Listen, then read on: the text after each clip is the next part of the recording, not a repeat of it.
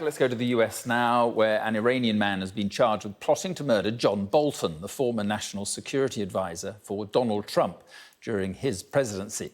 Iran does not currently have an extradition treaty with the United States, meaning the suspect, known as Shahram Poursafi, cannot currently be taken in by the US authorities. Well, joining me now live from Washington is John Bolton. Thank you for being with us.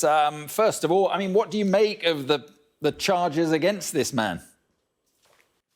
Well, they sound perfectly clear to me. I think this is a plot by the Iranian government against a former official of the U.S. government. I can't say a lot of things, but I can say I'm not the only one that the Ayatollahs in Tehran are trying to assassinate. So this is the kind of government we have in Iran. And I think it should tell everybody, including the government of Great Britain, why this is a government that trying to resuscitate the 2015 nuclear deal is a terrible mistake strategically for us and for our friends in the Middle East. I mean, you have no question or no doubt that he was working on behalf of the Iranian state. I mean, who else? You mentioned other people. Who else do you think they were targeting or trying to kill? Well, I don't know about this particular individual. There are others who it's been reported in the press. It's really not for me to get into the specifics, but it's not just former government officials. It's private citizens in the United States, and this has been something the government of Iran has done from the time of the Islamic Revolution in 1979, when they seized the American embassy and kept our diplomats hostage, to the time that through an element in Lebanon that later became part of Hezbollah, they blew up the Marine barracks in Beirut. They've attacked our troops and our diplomats through Shia militia surrogates in Iraq and Syria. This is a murderous, lying regime. It's an enemy of the United States, and we need to treat it that way. But the chance of this individual ending up in an American court is pretty remote. Well, for now, but we have our ways, and we'll see what happens. I think it's important that this document, this evidence, was unsealed by the court here in Washington this morning. I think it helps the citizens of the United States and really in the world as a whole see exactly what the nature of the regime in Tehran is. And to think that any commitment they make would be honored is a clear mistake. And I hope in Britain and in the European Union that people realize that. And so you think it is possible, do you, that he could face trial in the United States? What, because you'd get a hold of him somehow, or what? I mean, because of the change in the regime, or what? Well, you know, American law enforcement is very efficient. And as our cousins to the north in Canada say, you know, the Mounties always get their man. We may get this one. And you were, I mean, it was no secret, an advocate of maximum pressure on Iran and escalating sanctions, and even asking, I think, at one stage for the military options over the nuclear issue. Do you still have that view? Well, I've gone beyond that. I did before I was in the White House. I think the only way we're going to get peace and stability in the Middle East is to get a different regime in Tehran.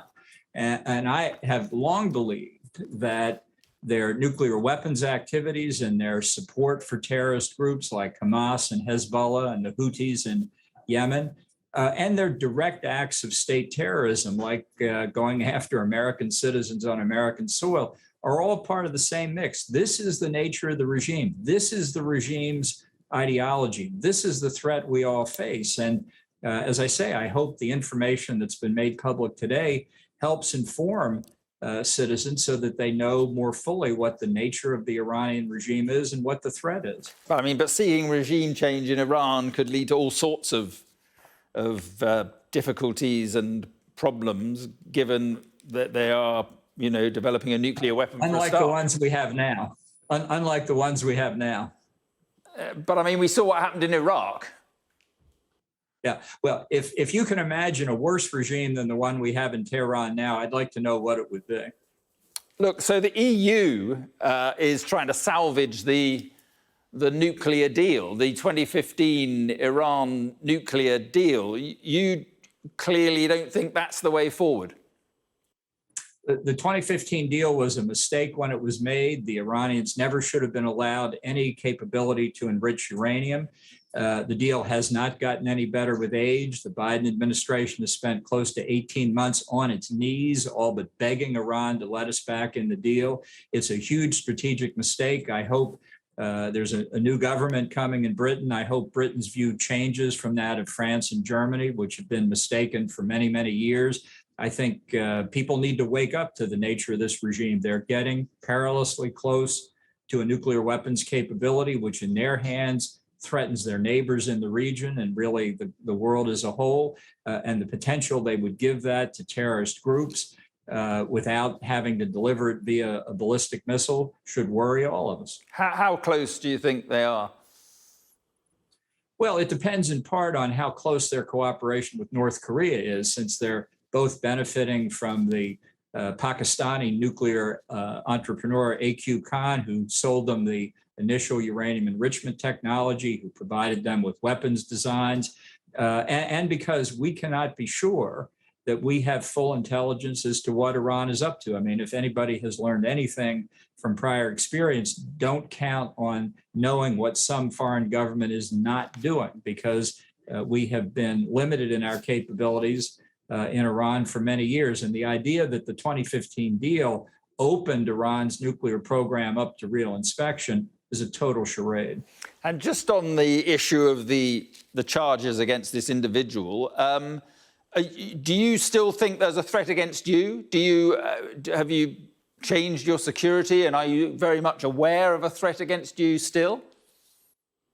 Well, it's not what my opinion is. It's the opinion of law enforcement and the intelligence community. I've been granted Secret Service protection again by President Biden since last December. I think obviously that was the correct decision. I'm grateful that he made that decision, and it will continue as long as they deem it necessary. It's not my call. Quick word on Donald Trump. This FBI raid on his home, what did you make of that? Well, I don't know what to make of it, because I think there's a lot of information we don't know. And I think a lot of people on both sides, Trump's defenders, Trump's opponents, have gotten a little hyperthyroid about it.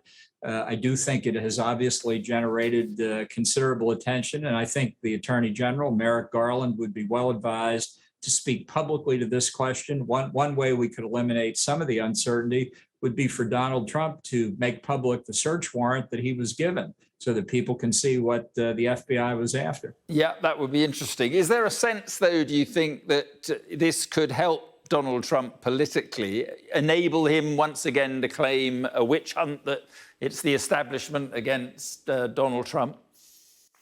Sure, that's what he's doing now. And that's why I think that, you know, in the normal course of things in the United States, as in Great Britain, law enforcement does not speak when it's conducting a criminal investigation or when it's conducting a prosecution. It speaks only in court filings and court appearances.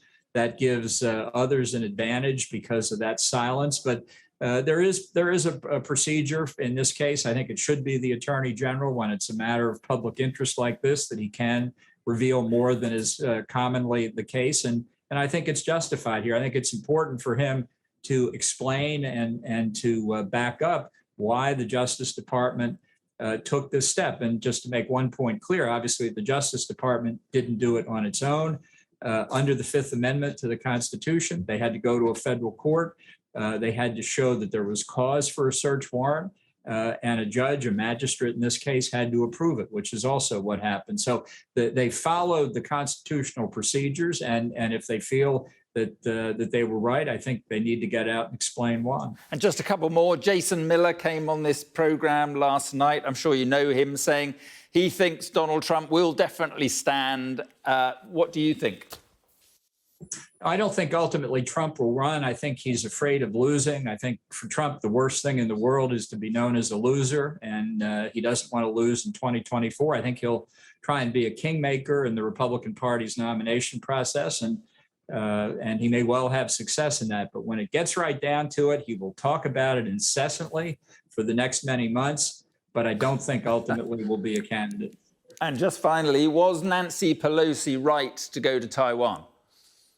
100% right. It's the right thing to do. The United States should stand by Taiwan. should not put up with this provocative behavior by China. I think people all along the periphery and the Indo-Pacific around China are worried about Chinese efforts to establish hegemony in that space. They look to the United States, and frankly, they'd like to look to Europe too, to see us make common cause with them. Taiwan is the focal point, but many others feel threatened as well. So this is an issue for the rest of this century, whether China's belligerent behavior will be countered or whether it will be successful.